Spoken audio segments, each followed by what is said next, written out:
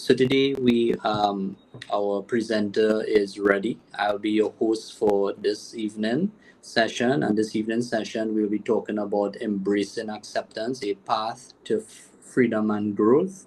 All right, and our presenter Chelsea Stone Demiak. She is with the Acropolis New Creation Caribbean, and we're looking forward to hear from her this evening. Now, I just want to give you guys some instructions regarding comments or questions. You can put your comments and questions in the chat while the session is taking place, and afterward, we will Chelsea will of course address those questions and comments. All right. So we want to begin with a word of prayer, and then we're going to go straight into our session for this evening. So let's pray. Almighty God, we are grateful, we are thankful today for life. We thank you, God, for giving us wisdom and principles, Lord, to live a successful life. And I pray today, as the topic of, oh God, embracing acceptance is discussed, I pray, Father, that you would use, Lord, this topic to minister to all of us. We thank you, oh God, for your grace this evening. And we give you all the praise and all the thanks. In Jesus' name we pray with thanksgiving. So I want to turn over now to Chelsea Stone Demiak, and she, of course, will lead us here in terms of the session. Thank you, and a warm welcome to everybody. While I'm sharing, I would love if any of you have any curiosity or comments to leave them, and we can get to that at the end of the session. I really enjoy participation and hearing your questions and thoughts. And so we're going to get started and pull up the presentation so that I can guide you all with some wisdom. Okay, so embracing acceptance, a path to freedom and growth. So what is acceptance? We've all heard this. We've all been told that we need to accept things. In this session, we're really going to dig deeper in terms of what that really means and how to apply this. So acceptance is not resignation. It's the process of acknowledging what is without trying to avoid or fight it unnecessarily. So for example, imagine being in a storm. Acceptance doesn't mean ignoring the storm. It means acknowledging it while deciding how to navigate it. So acceptance is a way of being. Why does acceptance matter? Acceptance matters because it makes room for difficult emotions, thoughts, and experiences rather than avoiding or resisting them. And this comes really challenging to many people because our instinct very ineffectively is to push away pain. That is our impulse, and unfortunately it's a fallacy, because the more we run from pain is actually the more pain that we experience. And so we have to be mindful of the gravitational pull to run away from pain, which then by virtue makes it difficult to accept. And when we do accept, we're able to reduce suffering. It helps because resisting challenges adds to suffering. Resistance to pain often magnifies suffering. By accepting life's challenges, we can focus on what truly matters instead of being trapped in frustration or avoidance. So we can see acceptance as a portal through pain. And again, even though it instinctually doesn't feel right, I can promise you that it will carry you towards peace when applied. So let's talk about how acceptance leads to freedom. When we stop wrestling with things we cannot change, we free up our energy to focus on the things that we actually can influence. So let's think about it pragmatically. If we're only thinking about the event or person or circumstance that is affecting us, then we're actually in a gridlock and we're not able to move forward to taking the necessary actions that we have to take. So resisting what is actually keeps those hard and challenging feelings stuck in place. So rather than dwelling on a past mistake, for example, acceptance allows us to learn from it and move forward with purpose. So as I was saying, rather than in the event or the circumstance, if we can actually lean into acceptance, and that enables us to reflect on it, and take the actions that we need to take. Acceptance empowers us to live by our values, even in challenging moments. It helps us to make deliberate choices rather than reacting out of fear or frustration. And I'm bringing the topic of acceptance through the lens of acceptance and commitment therapy, which I don't expect any of you to know. If you do, that would be cool. But acceptance and commitment therapy is actually a psychological approach to life's challenges. It's one of my favorite modalities. And the whole purpose of acceptance and commitment therapy as a framework and a tool that's actually used in therapy at times, the whole point of it is to accept what is outside of our control. It's to help us to commit to actions that align with our values. So the core goal of acceptance and commitment therapy as a framework to help guide people towards acceptance is that it supports persons to develop psychological flexibility, which means the ability to stay present and take meaningful action, even in the face of challenges. And the key components of acceptance and commitment therapy, the name says it all: acceptance, meaning to open up to difficult thoughts and feelings, and commitment, choosing purposeful actions guided by our values.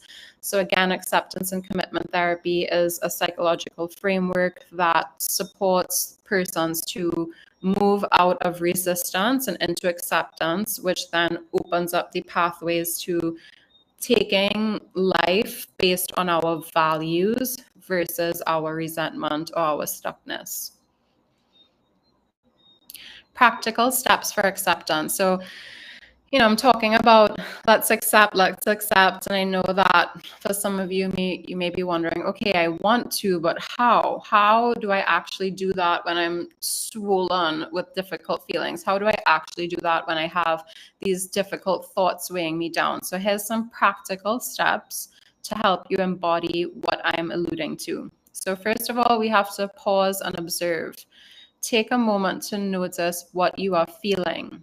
So for example, I'm feeling anxious and tight in my chest. So this is really important in the terms of I believe we cannot move forward without first accepting where we are right now. So before you can transmute a challenging feeling, you have to first accept what it is you are feeling, which requires stillness. It requires getting out of your head and into observation. So to actually name what you are feeling and experiencing, right? So for example, this is fear. We can also say this is jealousy, this is resentment, this is sadness, this is devastation. We must be able to cultivate our capacity to name what feeling we feel stuck on. That's step one to moving forward. And if this feels difficult for you, then we can use our breath. Use deep breaths to create space for the emotion. Imagine it as a wave that will pass. I like to think that deep breathing, when we have challenging feelings, it creates spaciousness instead of us feeling engulfed in the feeling. When we deep breathe while just focusing on whatever challenging feeling we have, it actually creates some spaciousness. We still have the feeling, but now there's a little bit of distance. Or perhaps another metaphor may be that we can see it like an umbrella. Your feet are still going to get wet. There's still some sprinkles of the rain, but you're not completely soaked in it, right? So that's what we want to move towards, where we're still having the experience, but we're no longer governed by it. And then we ask ourselves, what's important to me right now? Take one small step aligned with your values to reflect on, okay, I have this feeling. What is important to me right now? What is it that I want to accomplish, achieve, to experience? We have to have a destination in mind in order to actually have us overcome this challenging feeling. And then we need to reflect on our values to take committed action based on our values. So steps to acceptance and freedom. Take a step back from your thoughts and emotions. Recognize them without labeling them as good or bad. No thoughts or feelings are good or bad. Some may argue with that, but in my perspective, there are no good or bad thoughts in the sense that it's more important to consider what our actions and our thoughts are aligned with our actions. And I do think sometimes labeling thoughts as good or bad can make it harder to move on from them. I think it's better to observe with what thought we are having, and if it is something that we want to keep, or if it's something we want to let go of, and then to, from that place of accepting what we are feeling and what we are thinking, then we can move on. But it doesn't help to judge yourself in this process. There's no need to judge yourself in order to do better or to take action. We can be accountable whilst still being compassionate. That's the sweet spot that I try to live by and that I try to guide my clients by, which is to be honest and accountable and yet gentle with ourselves. So practical tip, when you feel overwhelmed, ask, what am I feeling right now and what is this telling me? So again, slowing down and cultivating a sense of curiosity in terms of what's happening inside of you. So here I have a tool that can be helpful, because I'm telling all of you to name your feelings, that we have to first name our feelings as step one. And for many people, we haven't yet cultivated the ability to name our feelings. I find it funny that oftentimes when I ask somebody, how do you feel? They'll say something like, well, I feel like I've been working a lot and I feel like I've just been going. That's not a feeling, that's a statement. Or somebody might say, well, I feel like my husband isn't really listening to me. That's not a feeling, that's a statement. So we want to slow down and actually name our feelings. And this, which is called a feeling wheel, you can look it up on Google. It's a really great tool to help us to cultivate that sense of vocabulary in terms of emotions to words, which really does help the process of moving forward. Because again, I believe that if we're going to change destinations, we have to first know where we are. What is our location? So in this example, I mean, what is your emotional location? Can you name that you feel lost? Can you name that you feel agitated? Can you name that you feel anxious? Can you name that you feel dismissive? Can you name that you feel numb? Even that's a feeling, ironically.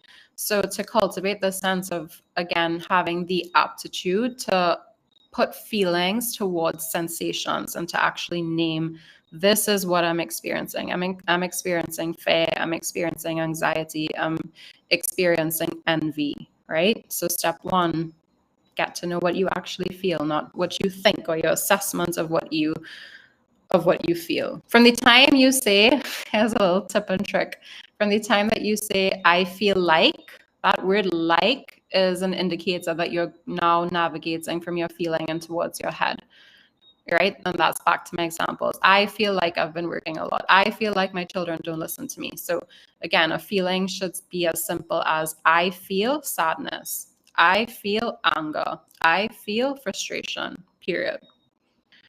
And once we have named our feelings, once we've gotten clarity around, okay, this is what's happening inside of me. This is the experience inside of me. This is 2 or 3 feelings that can name this experience.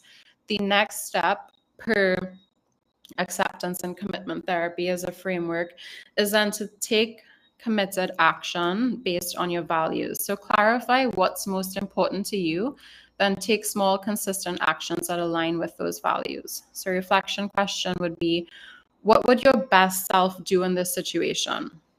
What would a life well lived look like? So oftentimes when we are engulfed in feelings, we take action based on how we feel versus what it is we value. And then we regret it because feelings are oftentimes fickle and misguided, and we have to make space for our feelings, but we have to put our feelings in the passenger seats. We can't have them behind the wheel, right? We have to make space. We don't have to throw them in the trunk, right? Or like leave them at the side of the road. That's also very ineffective. And then on the flip side of that is having feelings completely driving the car. So the middle ground to this, right, that compassionate yet accountable middle ground is you want to have your feelings in your passenger seat where you can hear them, where you can listen to them, where you can validate them, but your values and who you are is the one actually behind the wheel. So again, to bring this back to what I was saying in acceptance and commitment therapy, we want to get clear on what is it that we value, because that's what's going to lead our next step, not our feelings. So here's a values wheel similar to the feelings wheel. All of these you can Google, very simple, feelings wheel, values wheel. And we can take a look at the values wheel and decide, what is it that I value? So let's say, for example, you have a fallout with a friend, right? Somebody that you love, and perhaps they unintentionally hurt you. And you may have the impulse, because like I said earlier on, we have the propensity to want to move away from pain. So you may feel the impulse to lock that person off. You may feel the impulse to just never speak to them again because they hurt you. But let's also imagine, for the purpose of this example, this is not like a highly toxic person. Let's, for the purpose of this example, mean that perhaps somebody you love accidentally hurt you, but they really did hurt you.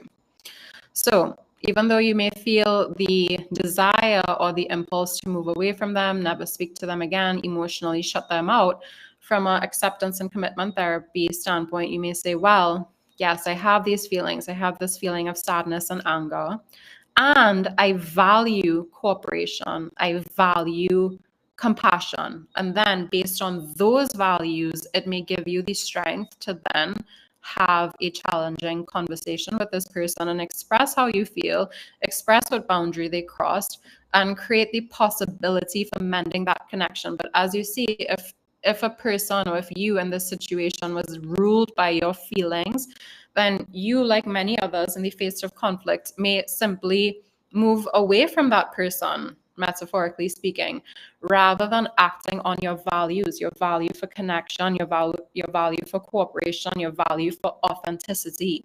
So being connected to your values is an anchor, truly. And I invite all of you to pull up a list of values. Again, you can Google this, values list, ACT. ACT is the acronym for acceptance commitment therapy. And go down the list and really get clear on what it is you value. And when you're faced in a challenging situation, look back at your values list and make a decision based on your values. Okay, so in acceptance and commitment therapy, there's also what we call diffusion techniques, which are like, the name says it perfectly, we diffuse the intensity of the emotion. So we can first notice and name the thought. So I notice that I'm having a thought about this person being disrespectful to me, right? That may be the thought that you have.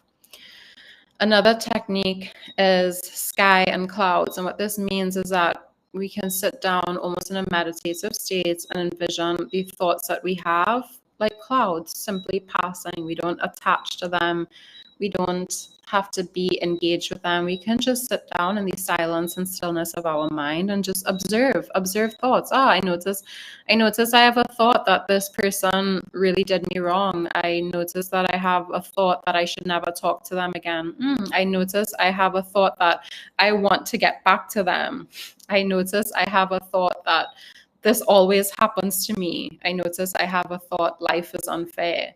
And we just notice the thoughts like clouds rolling by. You don't have to actually let them rule you or engulf you in them. We can just notice, I'm having this thought. That does not mean it's reality. It's a thought. Name the story. So we can also say, I notice that I'm having a story that everybody lies to me and life is unfair. Because that is a story. It's not truth. Perhaps people have lied to you. Perhaps life is unfair. But that's not the totality of your entire human experience, right? So it's a story that you have. It's not true. It's not reality. You're having a story that you can't trust anybody and life is unfair, but that's just a story. It's not reality. So name the story that you are having and call it what it is. It's a story. Thank your mind for the thought. Thank you, mind, for this thought that people always judge me and criticize me. Thank you, mind, for the thought that life is unfair. Thank you, mind, for the thought that people don't respect me. And what that helps, again, it helps to just diffuse, not be so engulfed in the thoughts, to create some separation from it, right? Embracing the present moment. Ground yourself in the here and now. Right now is where peace dwells. Peace cannot be found in the past. Peace cannot be found in the future. So instead of worry about the future, regret of the past, we want to be right here, right now. In this present moment, is there something to do? Or is there something to accept? And I want to give a little example of this in terms of accepting the present moment. I went to Las Cuevas Beach, this was like a year ago. And I was so excited to go to the beach. It was during the week. And I think we all know like what a treat it is to go to the beach during the week. And I was really looking forward to getting some sun. I was really looking forward to swimming. And when me and my friends got there, it just started to pour rain, and like the type of rain where like it's windy, it's cold, and it's not just like a cloud passing by, like the whole entire sky is just gray Armageddon. And many people ran towards the trees, and they're like trying to cover themselves with to like no avail, trying to cover themselves with the leaves. And it was futile because it's pouring rain. So obviously the leaves are not covering them or stopping them from getting wet. And in that moment, I was like, well, I'm just going to go swim. Like I'm already here. And I was in the water and I was swimming, and it wasn't perfect. I would have much preferred the sunshine. I would have much preferred to have that experience.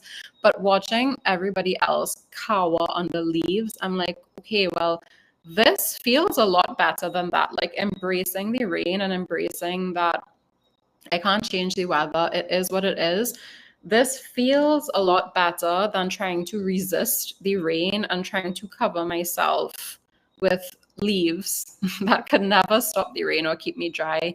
To just accept the rain, to accept the weather, it feels way easier. And I was still able to enjoy my swim. Again, I would have preferred the sun, but I did notice how much lighter accepting the situation was versus those who were actively resisting it. Like they weren't having a good time at all. I was having like a decent time, you know? And in life, sometimes we can't have a great time. Sometimes we can have a decent time. And sometimes that requires us accepting that things are beyond our preference.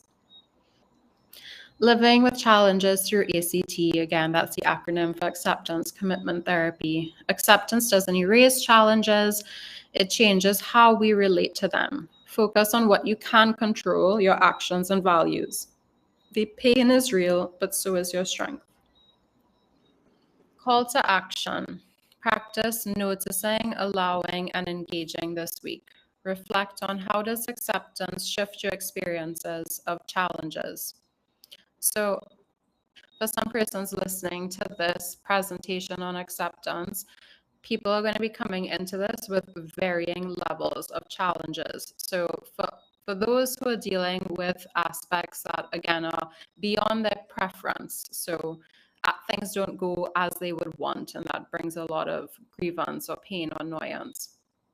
That perhaps is on a different level than people who may be tuning in and are listening to this through the lens of grief. There may be people here who perhaps wonder, how does this apply when the unexpected passing of a loved one, or sometimes either ourselves or people we love have been victims of crime, or perhaps there's been some major injustice that you've gone through, and you may be wondering, well, wow, how does this apply to something of that magnitude? And to that, I will say that I come to you with an extra dose of compassion if that's the level of challenge that you are listening to this from. And the call to action, as they say, because whether it is something small or something of that magnitude, the fact of the matter still lies that acceptance is the portal to peace. Acceptance is the portal towards the lesson as well, because even with some of these really, really life-altering situations, there's always a lesson. And so if you are listening to this through the level of something really challenging has happened to you, again, maybe you may take a little bit more time, but you too get to accept how you feel, take notes of what emotions you have, and ever so gently walk yourself towards accepting what happened and reflecting on what's next for you. What did you learn? And what do you get to bring? How do you get to bring more love to yourself? How do you get to share even more love with God? How do you get to share even more love with all of those around you, despite the challenges?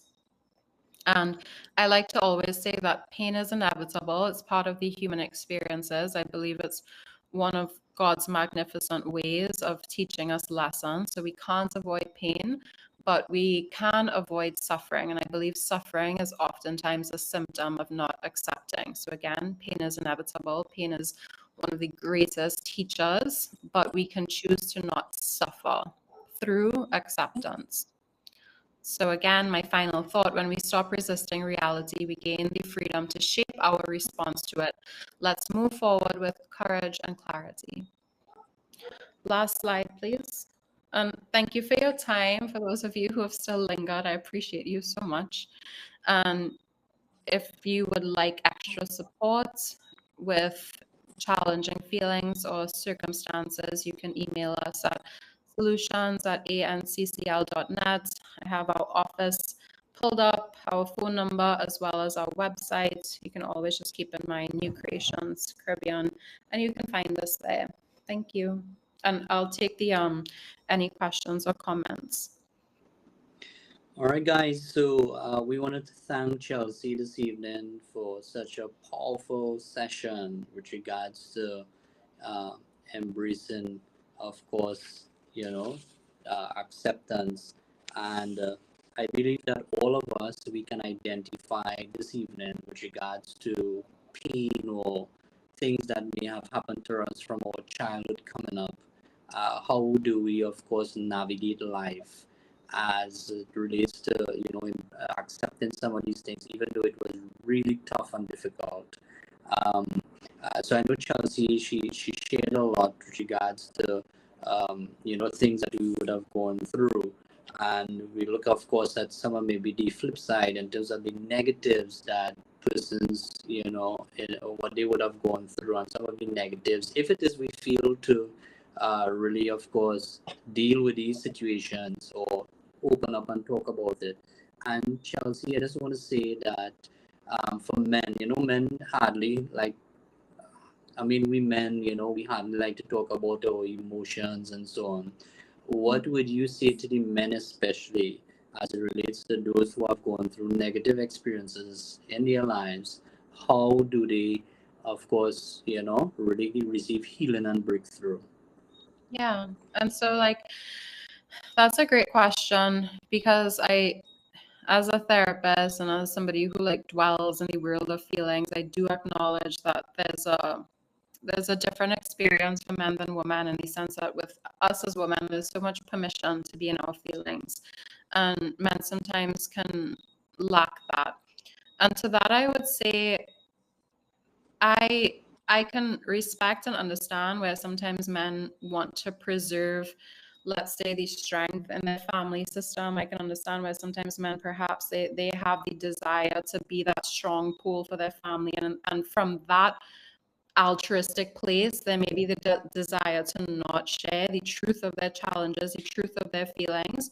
And I would say to those men who are having that experience that you still get to be supported. You still get to find a safe space for you to have your human experience, because feelings are human. I understand the rightful desire for men to be strong and to be a rightful place of strength, especially men who are holding family systems. But it is a human experience to have emotions, and it is a human experience that if we do not deal with our emotions, they will come out in other ways.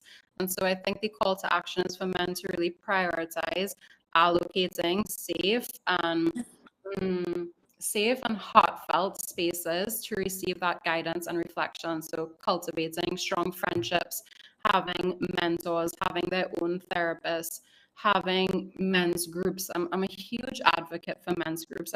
I see some popping up, and I wish for there to be more.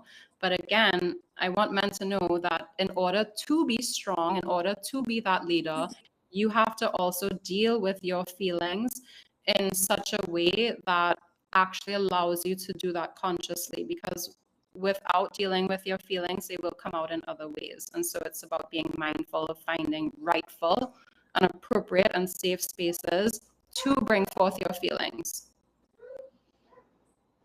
Excellent. Yes. I haven't seen any comments as yet from our chat. As a matter of fact, I don't see our chat. But for those of you who have questions, you please send it in so that we'll be able to address those questions. We can maybe take a couple if we get those questions in time. All right. And I mean, our world is constantly changing. And when you look from at COVID from 2020 to now, our world has changed so rapidly. Even businesses also. Um, how do you cope in a sense with regards to things like that? Let's say someone who's a business owner and so much is happening around them.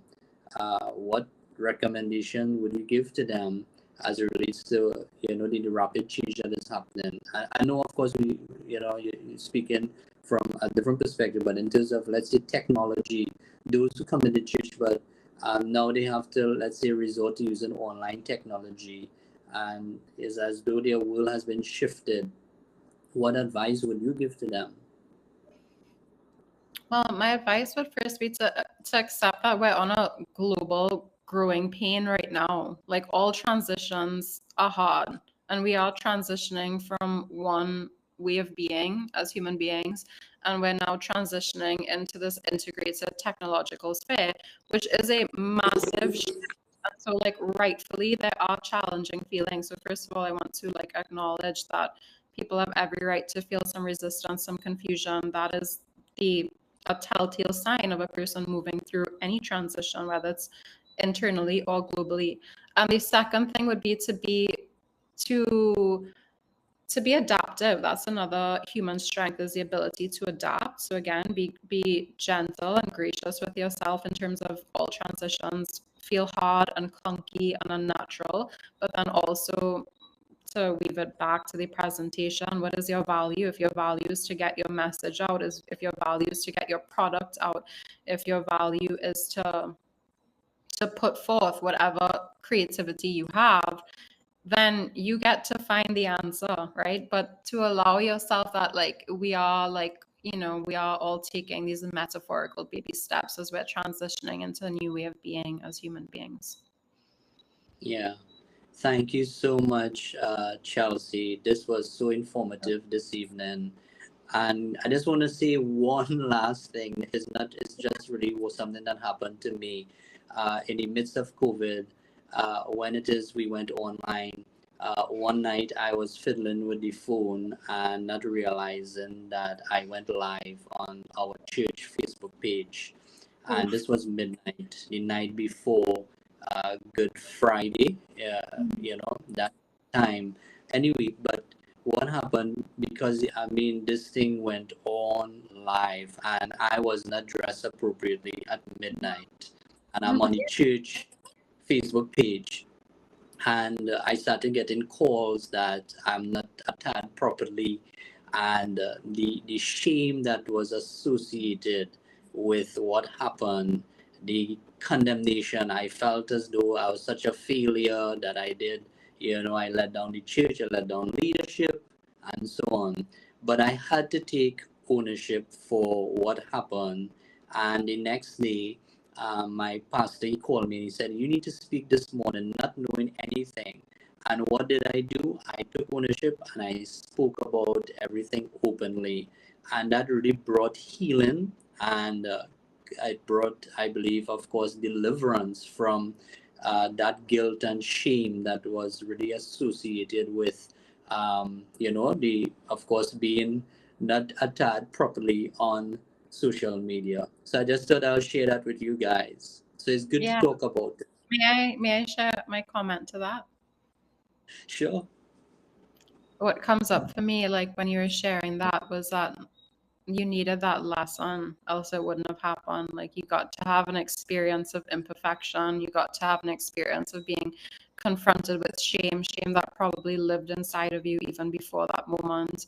You got to have this experience of moving past embarrassment and still stepping back into your leadership, even though you probably had so much emotion swirling inside of you. And back to the presentation around acceptance, we have to accept that if it happened, it's meant to happen. If it happened, there was a lesson there, and it is only horrific if we don't extract the lesson, right? And you did. You got to move through something that would have been so uncomfortable for anybody, but you came out on the other side, and what a gift that is. And so, there was a nugget of gold for you, even in that, very embarrassing situation. But like that's embarrassment also means that like you're being brave enough to be seen, because you wouldn't have like had this whole camera thing on or whatever if you weren't already in a position of being seen through your leadership. So, and perhaps too it was a lesson for other people, should they have had the eyes to see, to allow for some humanness for our leaders. Like sometimes I feel like leaders aren't allowed to be human. Now of course all leaders have certain standards, but sometimes I feel like there's an unrealistic expectation for leaders to have no human moments, no awkwardness, no embarrassing situations, no clunkiness, which is to be human. And so perhaps it was a lesson for also people to humanize leadership, which is necessary. So I want to believe that that happened exactly as it needed to. Yes. Thank you so much, Chelsea. I learned from, of course, that experience. So we want to bring the session to an end this evening. We want to thank Chelsea for a powerful session. And for those of you who are interested, of course, in receiving further, let's say, teaching and, of course, counseling, you can contact the Acropolis New Creation Caribbean for further details. All right, so the numbers are there: 708-6565, and they are located at 101 Circular Road, San Fernando. So thank you so much again for taking the time to be on. God bless you richly, and do have a wonderful remainder of your evening.